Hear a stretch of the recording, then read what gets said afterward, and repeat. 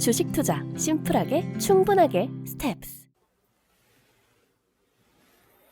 안녕하세요, 스텝스 한사입니다. 오늘 이제 찍는 내용은 좀 주식시장에 대한 얘기가 될 것 같은데 그 중에 아마 소매 판매에 대한 얘기를 할 겁니다.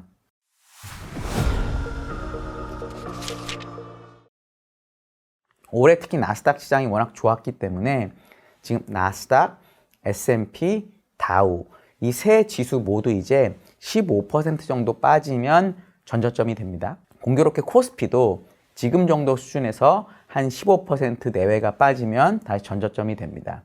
사실 작년 말만 해도 다우가 S&P를 압도적으로 아웃퍼폼했기 때문에 빠지는 폭에 따라서 저점이 달랐었거든요. 그래서 나스닥이 많이 깨진다는 얘기가 많았었는데 어느덧 한 달 만에 키 맞추기가 됐습니다. 결국은 다시 평균으로 돌아온 것 같고요.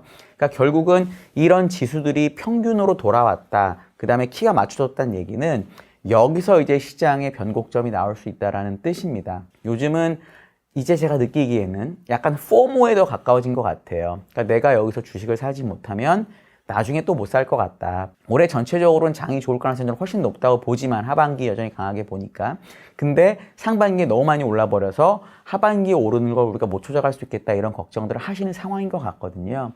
어떤 게 맞을진 모르겠지만 여기서 한 가지 정도는 체크해보고 갔으면 좋겠다 싶어서 제가 오늘 이 내용을 말씀드립니다. 제가 소매 판매 말씀을 드렸는데 미국의 과거 주가하고 소매 판매를 비교해 보면은 되게 영향력, 그러니까 상관관계가, 인과관계인지는 제가 모르겠고요. 상관관계가 되게 컸습니다. 그러니까 소매 판매 증가율이 떨어지는 과정에서는 미국의 주가 상승률도 떨어졌었다라는 건데 미국의 소매 판매는 33%까지 늘었었습니다. 코로나 끝나고 증가율이. 지난 4분기 증가율을 보면 7%까지 떨어졌습니다. 이게 과거 사이클 상으로 봤을 때 소매 판매 증가율이 어디까지 떨어졌었냐면 2%까지 보통 떨어집니다. 물론 이게 코로나나 리만이나 이런 때는 마이너스로 갔었는데 그게 아닌 되게 소위 말하는 약한 경기 침체 내지는 경기 둔화에서는 소매 판매 증가율이 2% 정도까지 떨어졌었습니다. 지금이 7%니까 그 추세를 따른다고 하면 앞으로 2분기 내지 3분기는 소매 판매 증가율이 떨어지겠죠. 갑자기 반등하지 않으면. 그럼 소매 판매 증가율이 떨어질 때는 이 주가 상승률이 떨어졌다는 게 이제 과거의 관계였다는 걸 말씀드리고요.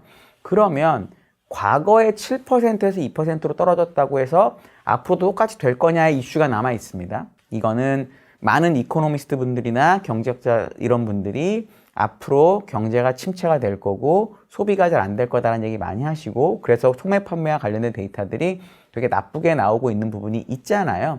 그러니까 이런 부분은 제가 다시 한번 말씀드릴 필요는 없을 것 같고 제 입장에서 봤을 때 어떤 데이터를 보면 과연 소매 판매가 나쁠지 또는 좋을지를 한번 생각을 해보려고 했었습니다. 저는 어떤 데이터를 여기서 뽑았냐면은 JP 모건의 카드 사업부 데이터를 한번 봤습니다. 물론 미국에는 비자라는 회사도 있고 마스터카드도 있고 뭐 엄청나게 많은 카드 회사들이 있는데 이 JP 모건은 은행 계열의 카드 회사이고 그래서 되게 오랜 기간 데이터를 인터넷에서 찾을 수가 있습니다. 2005년부터 IR 자료에 카드 관련 데이터를 다 주고 있거든요. 그래서 거의 18년 데이터를 확인할 수 있어서 저는 JP모건을 썼고요. 제일 큰 은행이기도 하고. 세 가지 데이터를 볼 수 있는데 첫 번째는 카드 사용 금액이고요. 두 번째는 카드론, 우리로 치면 현금 서비스랑 비슷합니다. 금액 증가율이고요. 세 번째는 연체율입니다. 이 세 개가 소매 판매랑 어떤 관계를 가졌는지를 살펴보면은 버텀업 관점에서 실제 미국의 소매 판매가 어떻게 될지를 우리가 예상해 볼 수가 있습니다. 첫 번째는 카드 거래 금액인데요. 그러니까 JP모건 카드를 쓰는 사람의 거래 금액이 어떻게 움직였는지를 보면 됩니다. 이거는 정말로 소매 판매랑 되게 밀접하게 움직이는데 JP모건의 카드 거래 금액을 보면은 이것도 마찬가지로 고점에서 떨어지고 있어요. 이 카드 거래 금액을 과거의 계절성이나 JP모건의 가이던스나 이런 걸 가지고 뭐 추정까지는 아니어도 예상을 한번 해보면 올해 하반기가 되면 JP모건의 카드 관련 거래 금액이 성장률이 0%에 가까워질 가능성이 되게 높아 보입니다. 이게 0%로 가까워지는 게 만약에 이게 사실이라면 소매 판매는 그것과 유사한 궤적을 그릴 가능성이 높다라는 거죠. 그러니까 앞에서 얘기한 이코노미스트들이 얘기하는 탑다운 관점에서 경제가 나빠서 소매 판매가 떨어지고 또 과거 사이클로 봤을 때 2%까지 증가율이 떨어진다는 부분이 JP 모건의 카드 거래 금액 추정이나 예상을 통해서 한 번 정도 더 검증이 된다는 거죠. 두 번째는 카드론인데 2022년 4분기 JP 모건 실적을 보면은 카드론 증가율이 20%가 나왔습니다. 이 20%라는 건 어떤 정도의 수준이냐면 2008년에 리만 브라더스가 망해서 미국인들이, 그러니까 어떤 금융 시스템에 리스크가 오면 내가 돈을 빌려야 되는데 당연히 일반 은행들은 돈을 잘 안 빌려주려고 하잖아요. 그러니까 당연히 먼저 쉽게 돈을 뺐을 수 있는 카드로 돈을 빌리게 돼 있습니다. 우리나라도 카드 사태 이럴 때 보시면 아실 수 있는 거죠. 그때 늘어난 것만큼 지금 JP모건의 카드론 증가율이 높아졌습니다.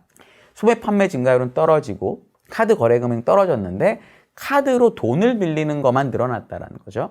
그러니까 결국은 여기서 더 큰 버블, 그러니까 사람들이 카드론을 더 쓰고 이걸 갖고 뭘 한다라는 가정이 없으면 리만 사태만큼 늘어난 카드론 증가율은 앞으로 떨어질 가능성이 되게 높은 겁니다. 리만 사태만큼의 심각한 일이 아닐 거고 사람들이 더 빌리진 않을 거니까.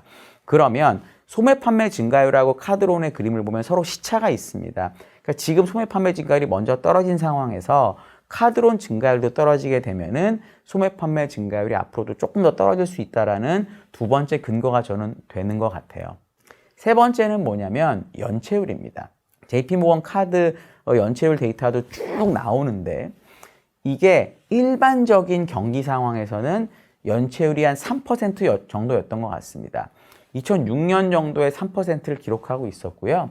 2007년부터 연체율이 조금 좀 오르다가 리만 사태 갔을 때 10% 이상으로 올라갑니다. 이 10% 이상이란 연체율은 우리나라 카드 사태 때나 볼 수 있었던 엄청나게 높은 연체율이고요. 그 연체율이 쭉 떨어져서 한 2012, 13년 정도가 됐을 때 연체율이 3%에서 안정화가 됩니다.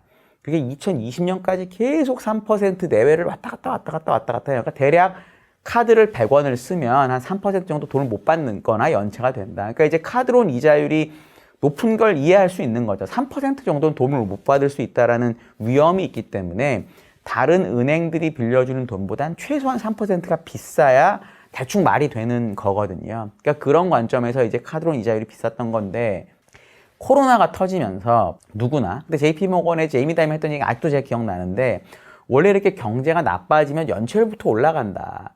근데 이번엔 이상하게 연체율이 안 올라간다. 하지만 우리는 하반기를 모르기 때문에 20년 초에 말한 겁니다. 하반기를 모르기 때문에 일단은 보수적으로 뭐 대손 충당금을 쌓다 이렇게 얘기했었거든요. 근데 실제 데이터를 딱 보니까 연체율이 오히려 떨어집니다. 연체율이 1.2%까지 급락을 해요.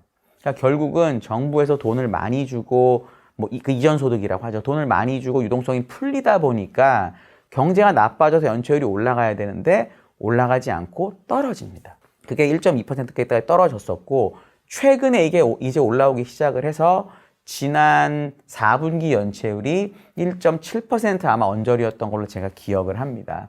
그럼 1.7% 언저리면 정상적인 또는 아주 오랜 기간 유지했던 연체율이 3%였거든요. 그럼 여기서 다시 아까 카드론하고 똑같은 얘기인데 여기서 다시 유동성이 공급이 되고 저금리가 오고 뭐 부양책이 나오고 이렇게 되면 다시 연체율이 올라가다가 떨어질 가능성이 있지만 그럴 가능성이 낮다라고 저희가 전제를 하면 연체율이 물론 3% 이상으로 폭등하고 이러진 않겠죠. 경기가 뭐 아주 세게 시스템 리스크가 오는 건 아니니까.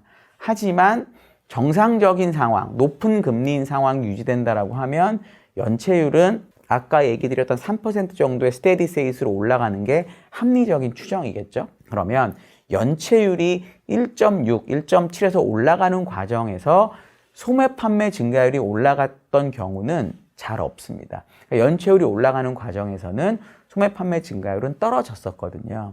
이게 물론 연체율이 리만 때처럼 3에서 15로 가는 그림이 아니기 때문에 소매 판매가 마이너스가 급격히 나고 이러진 않겠지만 어쨌든 연체율이 조금이라도 올라가는 그림에서는 소매 판매 증가율이 둔화될 가능성이 저는 높다라고 생각을 합니다. 그러면 아까 매크로적인 관점에서 봤던 또는 사이클 관점에서 봤던 소매 판매 증가율의 하락하고 JP모건의 카드 거래 금액, 카드론, 연체율을 가지고 봤던 소매 판매 증가율의 추정하고 궤적이 비쌀 가능성이 있거든요. 그러면 다시 맨 모드로 돌아와서 소매 판매 증가율이 하락하는 기간에 주가가 한 번 정도는 약했었다는 점을 고려하시면 지금 상황에서 우리가 너무 포모에 빠질 필요는 없다라고 저는 생각을 합니다.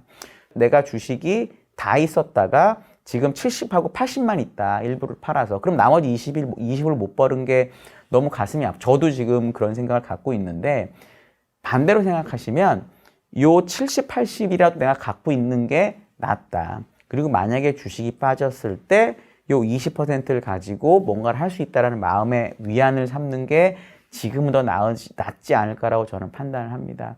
소매 판매 데이터를 좀 보셨으면 좋겠다라고 저는 말씀드리고 오늘 마치려고 합니다. 혹시 제가 드린 말씀 중에서 궁금하신 거나 뭐 다른 의견 있으시면은 꼭 댓글 달아주시면 제가 다음에 질문할 때 꼭 답변 드리겠습니다. 감사합니다.